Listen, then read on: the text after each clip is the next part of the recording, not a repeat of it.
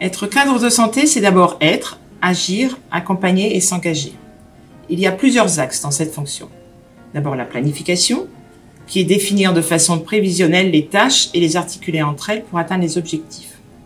On y retrouve alors la coordination des équipes, la programmation d'activités avec les équipes sur l'activité journalière et hebdomadaire, l'analyse des besoins du service pour en assurer sa pleine capacité de fonctionnement.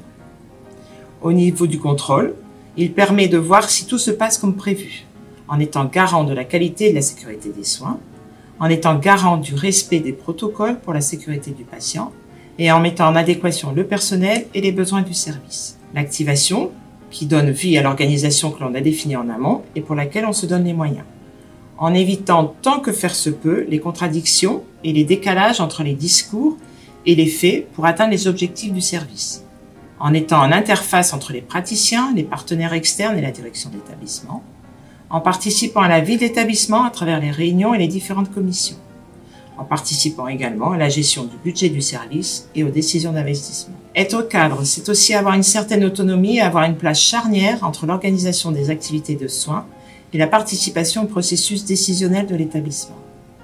Ma motivation, je la trouve dans la prise en charge des équipes, des familles, des patients. Nous essayons de faire preuve d'empathie, de patience, de capacité d'écoute et d'ouverture au dialogue. Nous avons aussi à gérer bien sûr les compétences de chacun des personnels placés sous notre responsabilité, intégrer et encadrer les nouveaux arrivants et les stagiaires.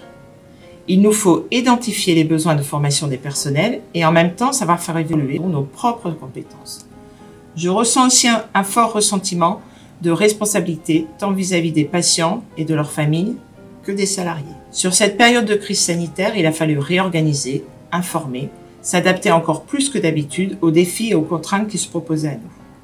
Nous avons dû mobiliser nos équipes, trouver des compromis ensemble face au stress, à l'émotion, aux situations inconnues et surtout rester engagés pour la meilleure prise en charge possible des patients et de leurs proches. À tout cela, c'est tous ensemble, au quotidien, que nous relevons le défi de prendre soin.